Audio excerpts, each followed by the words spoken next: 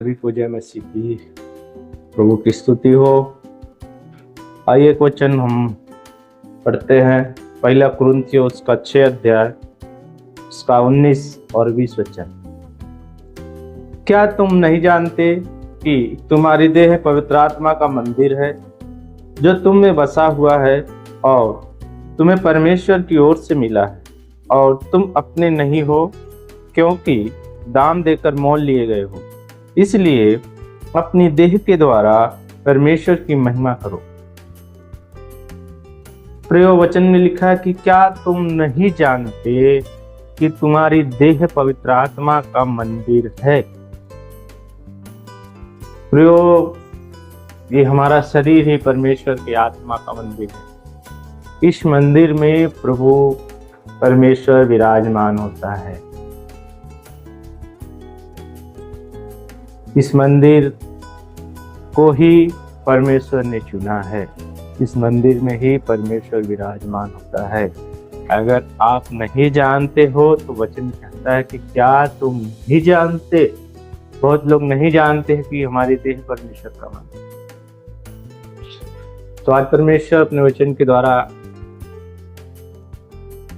हमें बता रहा है कि हमारी ही देह परमेश्वर का मंदिर है और इसी देह में परमेश्वर विराजमान होता है। जो तुम में बसा हुआ है वो हम में ही बसा है। परमेश्वर का मंदिर है हम, और परमेश्वर का आत्मा हमारे अंदर बसता है और तुम्हें परमेश्वर की ओर से मिला। ये मंदिर हमने नहीं बनाया है। इस मंदिर को किसी मनुष्य ने नहीं बनाया है। इस मंदिर को स्वयं परमेश्वर ने बनाया है और इस मंदिर को स्वयं परमेश्वर ने चुना है और इस मंदिर को स्वयं परमेश्वर इस मंदिर में विराजमान होता है। प्रिय परमेश्वर हम में और आप में विराजमान है। वो किसी पत्थर या किसी मूर्त में विराजमान नहीं होता। परमेश्वर जीवित है और वह जीवित मंदिरों में विराजमान होता है। वह मंदिर हम और आप है। तो इस मंदिर को हमें क्या करना है? संभाल के रखना है। इस मंदिर को सुरक्षित रखना है। इस मंदिर को साफ सुथरा रखना है। इस मंदिर को सजा के रखना है। ये मंदिर बहुत कीमती है। अगर ये मंदिर एक बार टूट गया, एक बार बिखर गया, फिर ये मंदिर बन नहीं सकता, क्योंकि ईंट और पत्थरों से मंदिर नहीं बना है। ये मंदिर परमेश्वर के वचन के द्वारा बना है, परमेश्वर की आत्मा के द्वारा बना है। तो इस मंदिर को हमें बहुत संभाल कर रखना है। इस मंदिर बस थोड़े दिनों का है, जब तक हम पृथ्वी पर हैं। उसके बाद कहाँ जाएंगे? मिट्टी में से बने हैं, मिट्टी में मिल जाएंगे। तो परमेश्वर इस मंदिर को इस्तेमाल करता है। परमेश्वर इस मंदिर के द्वारा लोगों से बातें करता है, क्योंकि इस मंदिर में परमेश्वर का आत्मा विराजमान होता है। 20 वचन लिखा है, क्योंकि तुम दाम लेकर मोल लिए गए हो। किससे दाम लेकर? शैतान से, अंधकार की शक्तियों से, पाप और बुराइयों से, नशे से, झगड़ा से, ऐसे जो अंधकार की अनगिनत शक्तियां हमारे जीवन में जो इस मंदिर में पहले विराजमान था, प्रभु यीशु मसीह अपने लहू के द्वारा हमें क्या किया है? इस मंदिर को मोल खरीदा है। उन अंधकार की शक्तियों से, उन जो संसार के जो हाकिम था, संसार के जो जिसकी हम आराधना करते थे, जिसके पास हम पहले रहते थे, परमेश्वर यीशु मसीह हमें अपने लहू का कीमत देकर छुड़ाया है।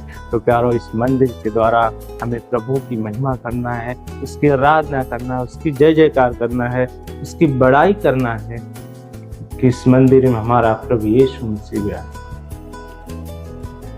धन्यवाद देना है इस मंदिर के लिए कि आज ये मंदिर खड़ा है, आज ये मंदिर जीवित है, ये मंदिर सुन रहा है, ये मंदिर बोल रहा है। इस मंदिर के द्वारा अनगिनत काम हो रहे हैं। परमेश्वर का हमें धन्यवाद देना है और इस मंदिर को हमें क्या करना है? साफ सुथरा रखना है। बुराइयां नहीं होना है। कोई नशा, कोई बेविचार, कोई ऐसे संसारिक कोई भी काम इस मंदिर में नहीं होना। तो प्रभु विराजमान नहीं रहेगा। इस मंदिर को जब प्रभु छोड़ देगा तो प्यारो, इस मंदिर में फिर क्या होगा? दुख आएगा, तकलीफें आएंगी, बीमारियां आएंगे, अनगिनत तकलीफें हमें जीवन में झेलना पड़ेगा। इसलिए इस मंदिर को हमें क्या करना है, हमें साफ सुथरा रखना है और इस मंदिर में हमें अपने परमेश्वर की महिमा करना है, उसकी स्तुति करना, उसकी आराधना करना। प्रभु यीशु मसीह ने कीमती लहू देकर हमें खरीद लिया है। प्रियो, इस मंदिर को हमें, हमारा ये जीवन हमारा नहीं है, ये जीवन प्रभु यीशु मसीह का। कोई घमंड ना करे कि जीवन शरीर हमारा है, ये जीवन हमारा है, ये जीवन यीशु मसीह का है और उसने अपने लहू का कीमत दे के हमें मोल दिया है। तो इस मंदिर के द्वारा, इस देह के द्वारा हमें प्रभु यीशु की महिमा करना है, आराधना करना है, स्तुति करना है, बड़ाई करना है, प्रशंसा करना है, परमेश्वर की जय जयकार करना है। इस वचन के द्वारा प्रभु हम सबको आशीष करे, सुनने वाले के जीवन में अद्भुत परमेश्वर की महिमा हो, प्रशंसा हो, बड़ाई हो, कि जीवन में प्रभु की आशीष आए। सभी को जय मसीह की। इस वचन के द्वारा परमेश्वर हम सबको ब्लेस करे, आशीषित करे। प्रभु की स्तुति हो। आमीन।